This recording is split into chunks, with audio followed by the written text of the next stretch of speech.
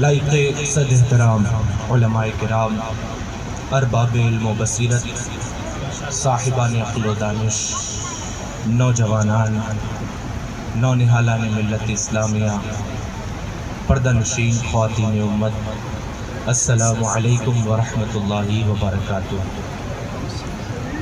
میں بلا تاخیر و تمہید اپنی بات بہت کم وقت میں آپ سب کے گوش گزار کرنے کی کوشش کروں گا۔ ہمارے اسٹیج پر بڑے بڑے علماء کرام موجود ہیں، ان کے سامنے بیان کرنا سورج کو چراغ دکھانے کے مانند ہے۔ میں ان کی موجودگی میں سمجھ لیجئے کہ سبق سنانے کے لیے حاضر ہوا ہوں۔ اللہ پاک ان علماء کرام کا سایہ ہم پر دراز سے دراز فرمائے۔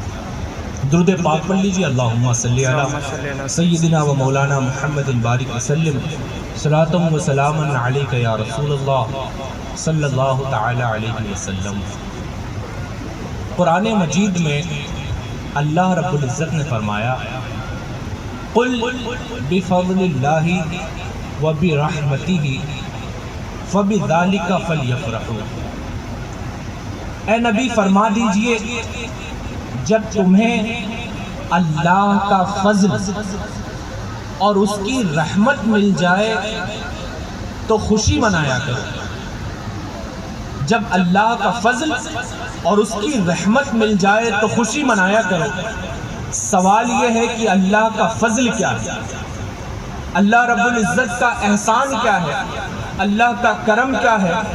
تو اگر آپ فضل الہی کو گننے کے لیے بیٹھیں گے تو شمار نہیں کیا جا سکتا اللہ کا کتنا فضل ہے۔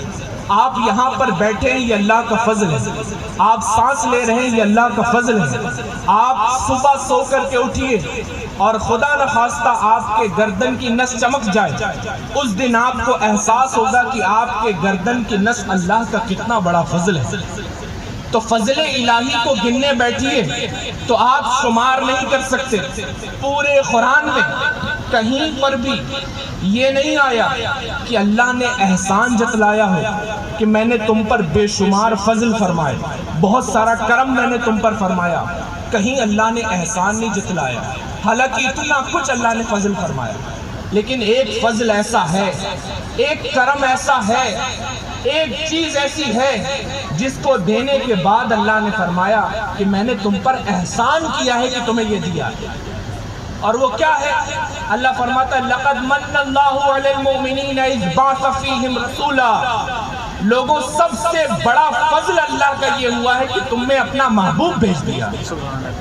اللہ کے رسول اللہ کا سب سے بڑا فضل ہے۔ لوگوں ہم تو سوئے ہوئے تھے، ہمارے بھاگ جاگ گئے، ہمیں انتظار نہیں کرنا پڑا۔ انتظار تو نبیوں نے کیا ہے۔ حضرت ابراہیم خلیل اللہ وہ انتظار کرتے رہے، حضرت عیسیٰ انتظار کرتے رہے۔ میں بغیر تاخیر کے اپنی بات کر رہا ہوں۔ حضرت ابراہیم نے جب کعبے کی تعمیر مکمل کی تو تعمیر مکمل ہونے کے بعد ہر شخص اجرت مانگتا ہے۔ ابراہیم خلیل اللہ نے کعبے کی تعمیر مکمل کر دی۔ مکمل کرنے کے بعد وہ ایک پتھر پر کھڑے ہو گئے۔ اس پتھر کو جو لوگ حج کرنے جاتے ہیں، جو عمرہ کرنے جانتے ہیں، وہ جانتے ہیں مقام ابراہیم۔ مقام ابراہیم پر کھڑے ہو کر اب کعبے کی تعمیر کرنے کے بعد ہاتھ اٹھاتے ہیں اور اپنی اجرت مانگ رہے ہیں، مالک و مولا میں نے تیرے گھر کو بنا دیا، میں نے تیرے گھر کی تعمیر کر دی، اب مولا میں تجھ سے اجرت مانگتا ہوں۔ میرے خلیل اجرت کیا ہے؟ تم کیا چاہتے ہو؟ ربنا وابعث فیہم رسولا منہم۔ یا اللہ اب اس محبوب کو بھیج دے جس کے تذکرے سنتے آ رہا، جس کے وعدے ہم سے لیے گئے تھے، اب اس رسول کو بھیج دے۔ حضرت ابراہیم پتھر پر کھڑے ہو کر کعبے کی تعمیر کے بعد اجرت میں کیا مانگ رہے ہیں کہ یا اللہ اس محبوب کا امتی بنا دے۔ اس محبوب کو اللہ نے آپ کر دیا ہے، آپ کو امتی بنایا اس محبوب کا۔ میرے آقا سب سے بڑا اللہ کا فضل ہے کہ نہیں ہے؟ میرے آقا سب سے بڑا اللہ کا احسان ہے کہ نہیں ہے؟ اور میں آپ کو یہاں پر ایک نکتے کی بات بتاؤں، حضرت ابراہیم علیہ السلام کی عمر زیادہ تھی، کیا وہ زندگی میں صرف ایک ہی پتھر پر کھڑے ہوئے ہوں گے؟ آپ کے قدم مبارک تو اور بھی پتھروں پر پڑے ہوئے ہوں گے، صرف ایک پتھر کو کعبے کے سامنے جمع کیوں دیا گیا؟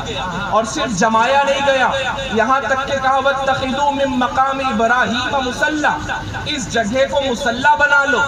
بھئی حضرت ابراہیم کی عمر زیادہ تھی، انہوں نے اور بھی جگہ پر قدم رکھے ہوں گے، مگر اس پتھر کی خاصیت کیا ہے؟ اس پتھر کی اسپیشیالٹی یہ تھی کہ اس پتھر پر کھڑے ہو کر مصطفیٰ مانگا گیا۔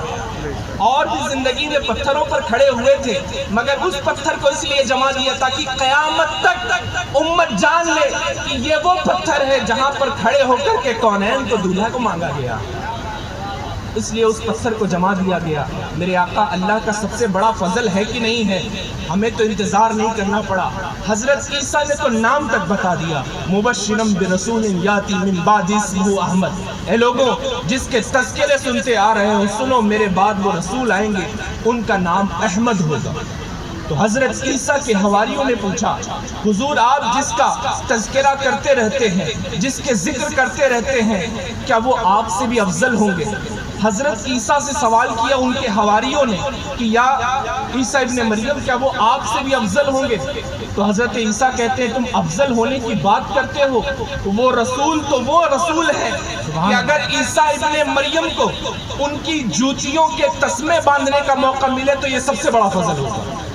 اب آپ غور کیجئے کہ اللہ کے رسول اللہ کا کتنا بڑا فضل ہے، اللہ کے رسول اللہ کا سب سے بڑا فضل ہے کہ نہیں ہے؟ ہے کہ نہیں ہے؟ میرے آقا اللہ کا سب سے بڑا فضل ہے۔ اللہ کی رحمت کیا ہے؟ اللہ نے فرمایا وَمَا أَرْسَلْنَاكَ إِلَّا رَحْمَةً لِّلْعَالَمِينَ، اے نبی ہم نے آپ کو نہیں بھیجا۔ یہاں پر میں بلا تاخیر ایک بات سمجھا دوں، حصر سمجھ لیجئے، حصر کس کو کہتے ہیں؟ آپ سب سے پہلے خدا کا اقرار نہیں کرتے ہیں، آپ کہتے ہیں لا الہ، کوئی الہ نہیں ہے، کوئی معبود نہیں ہے، کوئی عبادت کے لائق نہیں ہے، کوئی ایسا نہیں ہے جس کو سجدہ کیا جائے الا اللہ، مگر ایک وجود، ایک ہستی ایسی ہے جو عبادت کے لائق ہے۔ تو پہلے آپ انکار کرتے ہیں پھر اقرار کرتے ہیں، یہ حصر ہے، یعنی اس کے سوا کوئی عبادت کے لائق نہیں۔ اللہ کہتا ہے وَمَا أَرْسَلْنَاكَ، اے نبی ہم نے آپ کو نہیں بھیجا إِلَّا رَحْمَةً لِّلْعَالَمِينَ، ہم نے آپ کو ساری کائنات کے لیے رحمت بنا کے بھیجا ہے۔ اور حدیث میں آتا ہے، میں آپ کو بتاؤں اگر ریفرنس دینے میں لگوں تو وقت زیادہ جائے گا، سب کی حدیثوں کے جواب میرے پاس موجود ہے، الحمدللہ اہل سنت کے پاس موجود ہے۔